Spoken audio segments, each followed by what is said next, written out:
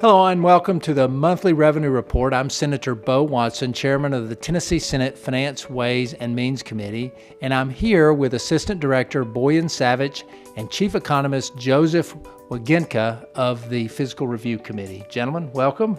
Thank you. Today we'll be looking at the year-to-date revenue numbers for the state of Tennessee. We are in our fifth month of the current fiscal year. So, Joe, we're into the throes of developing the administration's budget, and I know actually Monday night the governor will be doing the State of the State address, and so we will have our first look at the governor's budget next week.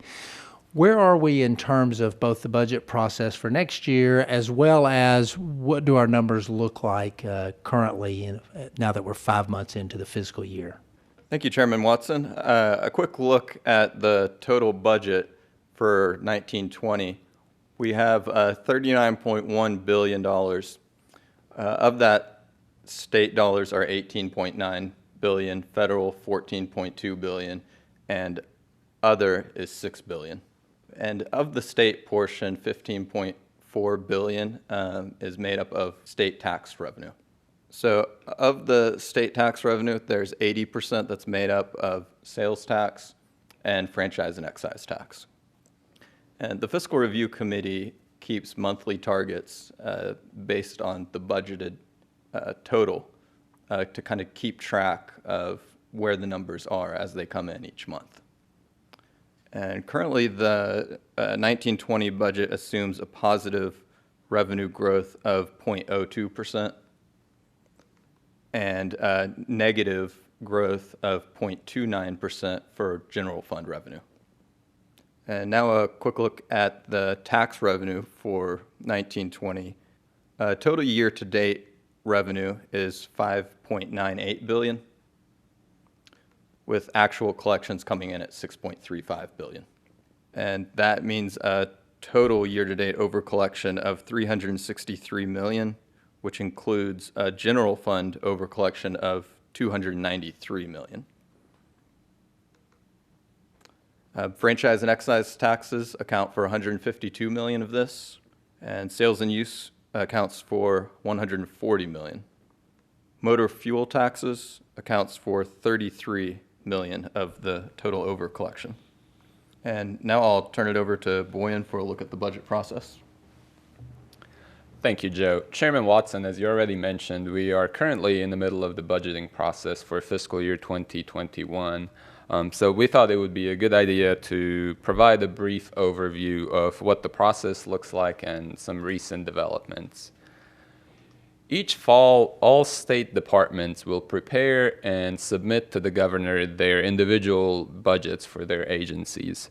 And typically in November or December, the governor and the Department of Finance and Administration will hold budget hearings with such agencies to discuss their proposals and to discuss agency operations in general. Around the same time, in November of every year, the State Funding Board meets to hear presentations from various state economists, including a team from our office, on the overall economy as well as tax revenue projections for the remainder of the current fiscal year as well as the upcoming fiscal year. And based on those projections or presentations, the board will adopt revenue ranges for both of those years. The governor will use the adopted ranges as a basis for the overall state budget, and in just a few short days, the governor will present his proposed budget for fiscal year 2021 to the General Assembly. That budget may also contain revisions to tax revenue expectations for the current fiscal year. At that point, the legislature will dissect the budget, hold legislative budget hearings with state executive agencies, and propose amendments to the budget. One of the greatest responsibilities, if not the greatest, of the General Assembly is to pass a balanced budget every year. And eventually, we will get to that point, and the budget will receive legislative approval, typically in April or May of each year. That budget will be effective for the fiscal year that begins on July 1, and our office will develop new revenue targets to track the progress of revenue collections on a monthly basis.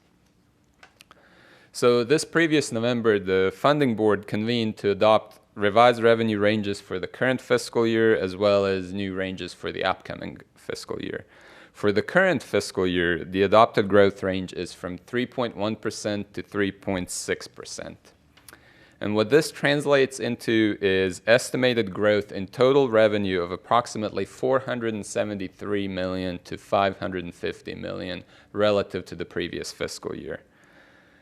Year-to-date growth 5 months into the year is 7.7% or $358 million, and preliminary January numbers are looking very strong, so it appears that 6 months or halfway into the fiscal year, we will already be within this range.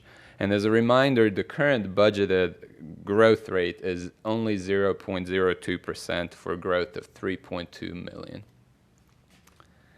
For the upcoming fiscal year, the funding board recommended a growth range of 2.4% to 2.8% on top of the recommended growth rates for the current fiscal year. And what this means in dollar terms is additional growth of approximately $380 to $440 million in state tax collections that would be accounted for in the upcoming budget for the fiscal year 2021. So, Boyan, one of the first steps in developing the state's budget is the meetings with the funding board. Who is the funding board? Who are the members of that board? So the members of the board are the Secretary of State, the Comptroller of the state's Treasurer, and the Commissioner of Finance and Administration. And the presentations that are given to the board include tax revenue estimates for the 2-year period that we're looking at. And the board adopts a range based on a majority vote of the board members. And these presentations are from independent economists looking at the economy and what they think Tennessee's growth is going to be in the next year. Yes. This past year, the presenters included our office, Fiscal Review Committee of the legislature, the Department of Revenue, so an executive agency, as well as economists from the University of Tennessee and East Tennessee State University. And then we've also had a representative from the Federal Reserve give an outlook on the economy without actual tax revenue projections.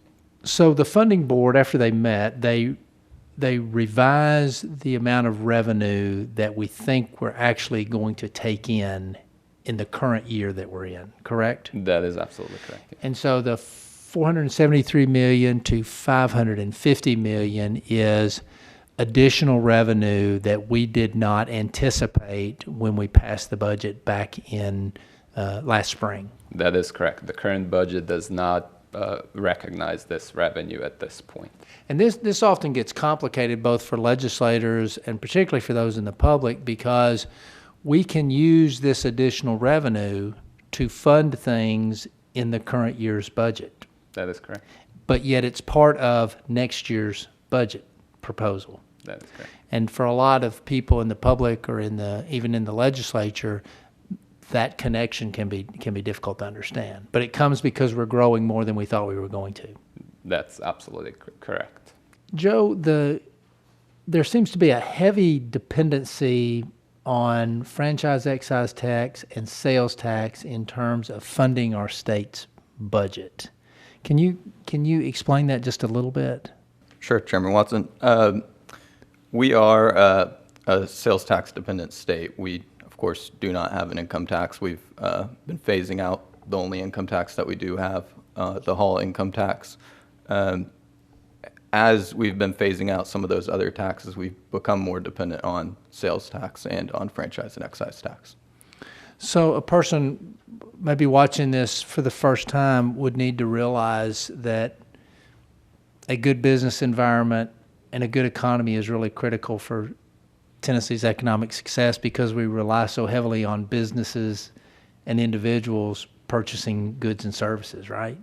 Sure, and something that's been driving that is the increased population growth year over year. Businesses moving to Tennessee, people continue to move here because we have jobs, and then they're spending more. The more spending, the more sales tax collections the state receives. I want to thank Boyan and Joe of Fiscal Review for their presentation today. I'm Senator Bo Watson, Chairman of the Senate Finance, Ways, and Means Committee. Watch for our next monthly revenue report.